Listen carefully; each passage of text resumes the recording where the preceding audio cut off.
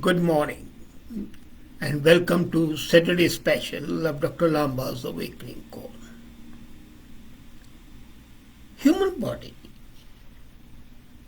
has always been a center of attraction, but when one part of the body achieves religious sanction, then there must be something important to that part of the body. And human hair, which is sacrosanct in Sikhism, has in fact an evolving symbolism. Nobody can deny that hair is a conspicuous feature of the human body. Hair, or its absence, is a major element of social perception and identity. Still, though it is perceived differently, the symbolism is far from fixed. Historically, if we see the ways in which this body component has been regarded, has been astonishingly varied, fluctuant, and often contradictory. And if you look at the brief sampling of the rich lore and stories and myths by our multifaceted view on the hair, you would find that the symbolism evolved from positive but never to negative. Shaggy or strong, shorn or sharp. Hair have always been, even today, in one form or the other, a fashion symbol, a status symbol, and for Sikhs, a sign of identity. For some people, and for some time, a goodly head of masculine hair was considered as example or a symbol of warrior spirit. Among the ancient peoples, servants and the slaves reportedly had their hair cut very short, in contrast to the patricians and the free men who wear long hair. And if you look at the old paintings, old pictures, all great people have long hair. All servants and the menials have no hair, very short hair. And then if you look at the Germanic kings, they wore their hairs very long. So did the Indian princes. Their hair were long, and they were long because they were showing at that time their bravery. And the biblical story of Samson and Delilah, you remember the strength of the Samson was in his hair. And when Delilah betrayed him and told the Gentiles that Samson could only be defeated if his hair was cut, and she cut his hair, he was defeated and killed. 580 years before Christ, Merovingian king Chilperic I was killed, and when his body was recognized in the war, it was because of the long hair. What the Germanic kings used to do is they would wear their hair long, and the person whom they defeated, they'll cut off his hair. This is a very interesting story told by Herodotus that attests to the relationship between the hair length and the military prowess. During the Persian invasion of Greece in 500 BC, King Leonidas included 500 Spartans to fight thousands of Persians at the pass of Thermopylae. You remember that story. The Persian commander who had heard a small Greek force sent a spy. But those three here, when the spies went there, they saw that these 300 soldiers were combing their hair. And he laughed. He said, well, these are girly soldiers. How can they fight hundreds of thousands of the Persians, 300 people?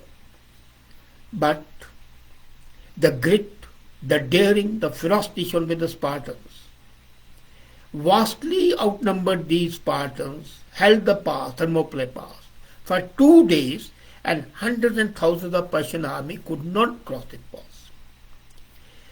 An observation by the Greek orator Dio Customers in his very clear article and commune on hair echoes their association of the well-kept hair and the formativeness. He refers to the hair lovers who take extreme precautions while sleeping on the ground, using a piece of wood to keep their heads clear of the earth. Hair makes them both beautiful and at the same time terrifying. That is a statement. And that is what I think possibly Guru Gobind Singh had in mind when he said that to present a picture of ferociousness and at the same time cleanliness. So what was written in 120 BC was formulated as a spiritual canon by Gobind Singh. We agree that certainly a man who has the appearance of a disheveled man, as if still drowsy after a night's sleep, is not as fearful a foe as he looks spruce, trim, and ready for a battle. Then a very different form of hairiness makes appearance in another legend of the ancient warrior Aristomenes, who fought against the Spartans, made a prisoner. He escaped his captors many times. When he was finally killed, the Spartans opened his body and found his heart was full of hair. And this is not an isolated case. If you look at the Greek folklore, it's full of such stories. Plutarch told the same of the hero Leonidas. Another Venetian writer, Rodigenus, said the same of the Greek speaker orator Hermogenes of Taurus. Later, when the autopsy studies were performed in Renaissance time in Italy, they found that some hearts were full of hair, but then it was found that it was not hair. It was nerves were intertwined and they looked like hair. In 1871, Antonio Vestrini and other founders of the science of anatomical pathology very clearly stated that the shaggy heart is simply the appearance of fibrous pericardius. So fibrin is a protein formed during blood clotting. It presents thread-like fibers that, because of inflammation, look like hairy appearance. But the symbol that a brave heart denotes hair took roots. Nowadays, nobody believes that the heart bears resemblance to a meddlesome spirit. And male army recruits know that initiation into military life, except for the Sikhs and now the Muslims, is considered to be proof of feminine capabilities. Efficiency trumps stylishness. And this age of ours is a prosaic age. It's without romance of the hair. Traditionally, hair has also been thought to be an ornament, a thing of beauty, especially in women. Countless odes have been sung on the silkiness, the golden sheen of the black hair, and so on and so forth. In 2nd century, a Numidian writer wrote a novella, Metamorphosis, and he writes, the hair are the Cupid's nets to catch all comers. So anybody who looks at the hair is caught in the net of Cupid, love.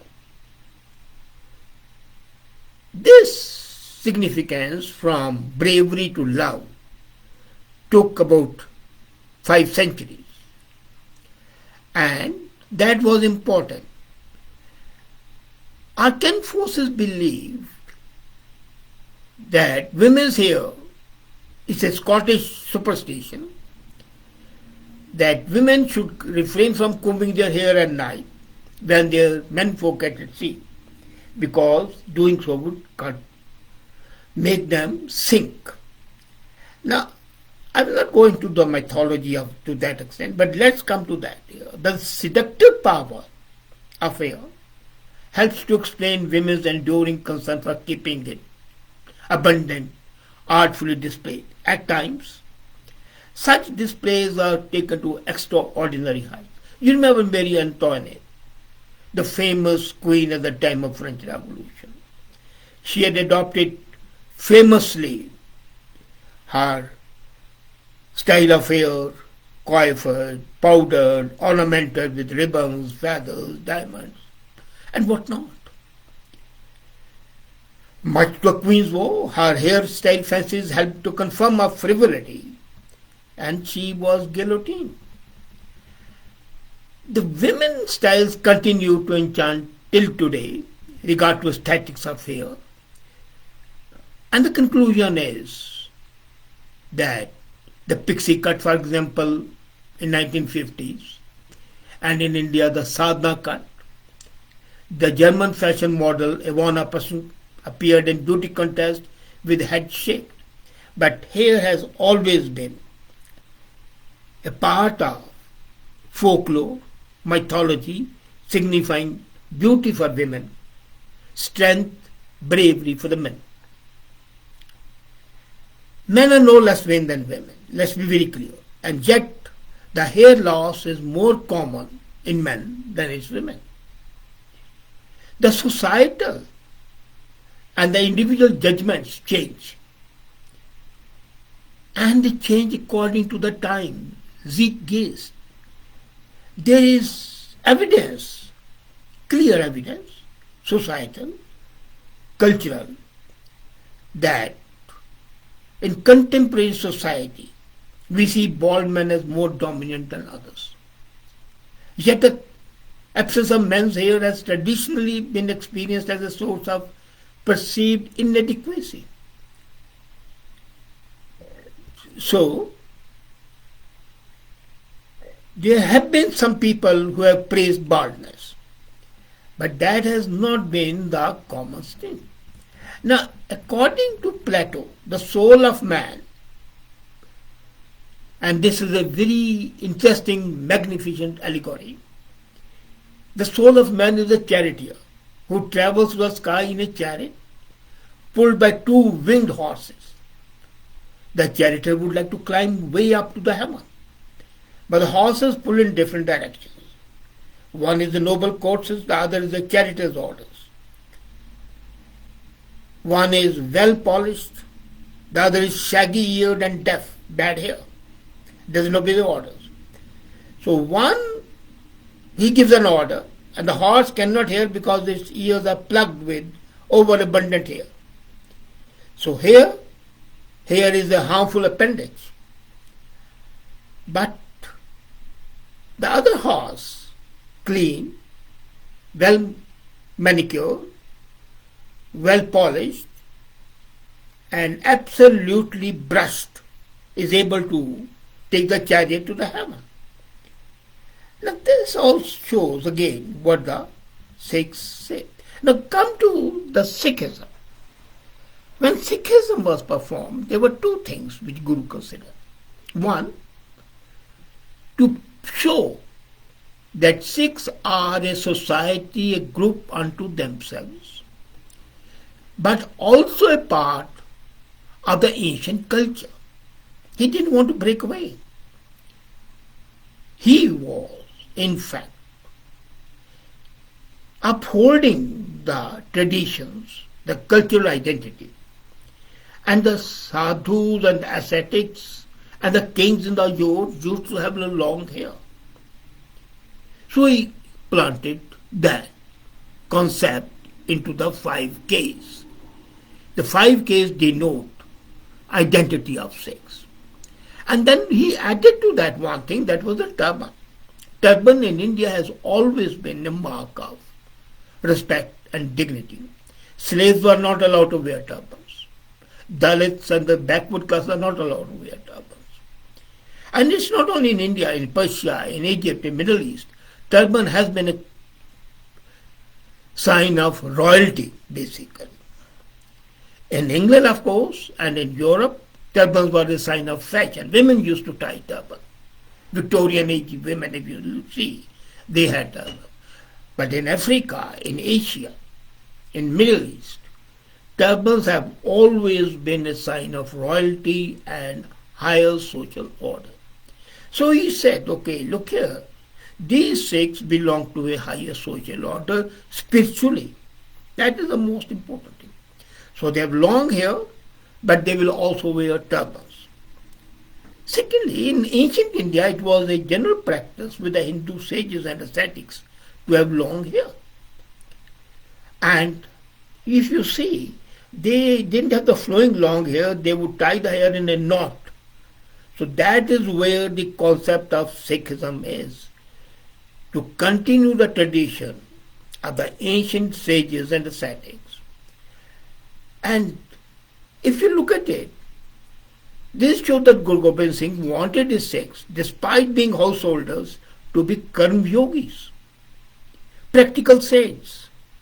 So case, the word coin for the hair, is a way to symbolize that balance, the ascetic and the worldly man.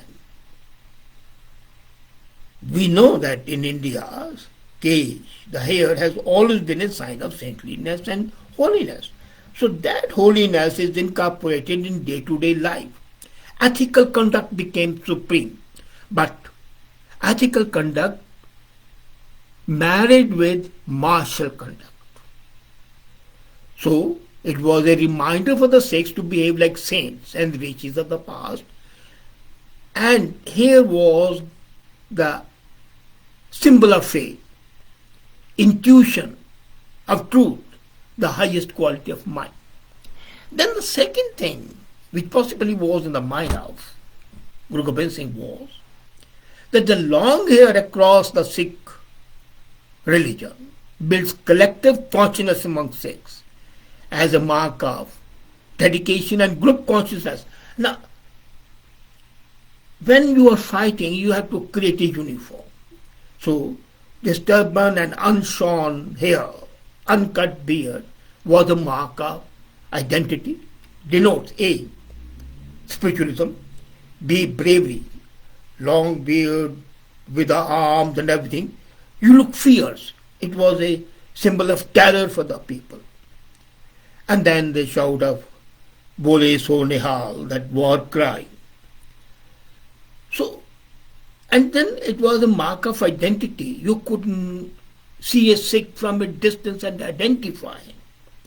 A Sikh collective consciousness is a set of shared beliefs, values, history, ideas, and moral virtues. That's the most important thing. Then, it's a part of dedication and group consciousness and totality of beliefs and sentiments common to all. And it builds an attitude of clannishness. The contents of individualistic Sikhs consciousness are shared in common with Sikhs, other Sikhs. And then what that result? It results in solidarity through mutual likeness. What's uniform in the army? The people of the same regiment have the same uniform, the same insignia and everything. So you look at each other as brethren. The identity makes you feel closer. So this was the identification mark, coupled with, as I said, the spiritualism of the past. And such solidarity facilitated the advancement of Sikh interests, subjective and standards within the religion and also beyond it. I was reading an article by Mary Kelsey's theory of collective consciousness, and she specifically refers to the consciousness which brings Sikhs together as a dynamic group because of the hair and the turban.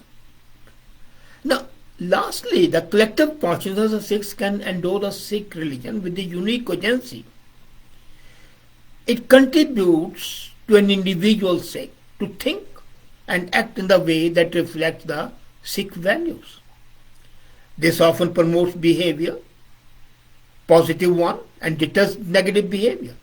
For example, many Sikhs are highly visible with a beard, long hair, turban, and thus would think twice. And that's why you would hardly see a Sikh beggar, because they think that if they beg, then it brings a bad name to the religion.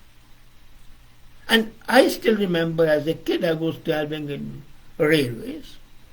I was very young, 8 or 9 or 10 possibly. And I was traveling in a train from Bathinda to Delhi.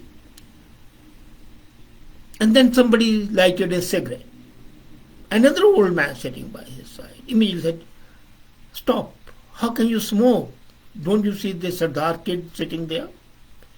That's identity, that's social identity. Now if I was not wearing a turban, I would not have been identified. But then identification. So collective consciousness possesses essential capabilities. And those capabilities are to think, judge, decide and act. And to conceptualize self and others to the actions such. Then physical health is also important. When Sikhs adopt stereotypical feminine characters of long hair, then the sexual dysmorphism between women and the men is reduced. It's a gender equality. Both have long hair. The only thing is the women long hair are in pigtail, the men are tied in a knot. And I'm just so quite interesting that maintenance of the unshorn hair is also relied on not in the 5K but in the Ratnamas. And then, most important, keeping the benefit of the body and soul, here according to them is a prayer. If you look at Sukh Mandir, Khalsa Sukh Mandir book, it's very clearly stated that here is a prayer and Kesh act as a subtle spiritual antenna. One keeps fresh intact, practices meditation and achieves humility. Now again, tie it up with the ascetics of the hoary past. All those Vashisht and others, they would tie their hair in a knot, but they didn't have the turban at that time. Guru Gobind Singh added turban, the sign of royalty. And then, it is basically a sign of Sikh sovereignty as well. Sikhs do not conform to the time-bound secular fashion trends. That's it. They have remained attached to that original concept. If the turban and hair was not there, then they would be changing the fashion. But here is one fashion. And Vyalam Pamela Margaret mentions this, that the hair indicate a freedom from socially deemed fashionable haircuts. So maintenance of the pristine values, which is a part of the discipline, is central to Sikhism. And hear about that. Then, if you cut your hair, then you comb them, have different sessions. So vanity comes in. But when you have just one hair, everybody looks the same. Everybody ties the same way. So the sense of vanity is not there. But at the same time, it builds self-esteem. I once talked to you about the art of being different. Here, one Sikh in millions would stand out. He is different. So it builds your self-esteem. Keeping your hair will keep you feel courageous. When you are different, you have to feel courageous.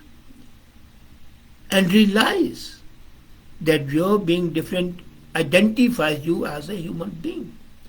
Then most important, it eliminates the duality of mind. That cutting of the hair creates a duality of the mind, And that's why Guru Gobind Singh did not want in those times of fighting perpetually, continuously, the minds to be divided. And he didn't want them to run away. And this was the link he created. Now, other way people have been talking about the uniform, yes, nobody can deny. Fierce image, inexpensive, most important. It is inexpensive. You don't have to go to Baba, you just comb your hair, tie a knot and tie a turban. That's it. Now, another most important thing was that it is antithesis of Hindu renunciation. Now, this is something very interesting. On the one side, it is a tradition of Hindu ascetics who were tying their knot on the top of their head. On the other side, it is antithesis of Hindu renunciation, because when the Hindu saints who renunciated life, who took sannyas, would cut their hair. The rishis would not, but the sannyasis would. So that difference between the two has been brought out by keeping the hair. And most important, equality. Everybody is having the same turban, the same hair, the same. And one thing very interesting, this knot is not only because the old ascetics and the rishis used to wear it, it is called the rishi knot. Rishi knot on the top of the head, according to Atharvaveda, says that the top of the head energizes the brain cells. And then this rishi knot energizes the magnetic field and stimulates the pineal gland at the center of your brain. So there's a medical reason as well. And of course, then it becomes a part of usage. So Guru Gobind Singh gave this rule basically. Also, there's another political reason. That's what I'm coming to the last of all. Aurangzeb had issued a dictate that no non-Muslim should keep a beard. And this was a challenge to the Mughal dictate. He ordered Sikhs not only to wear turbans and a long hair, but also to wear a beard, which was against the Aurangzeb's order that they could not keep a beard. So it became a part of the identity, spiritual, material, physical. Metaphysical as well and spiritual, and in the long line of the Hindu culture.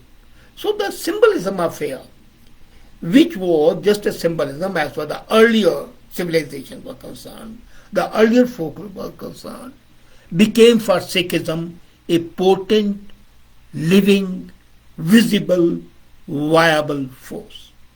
Thank you.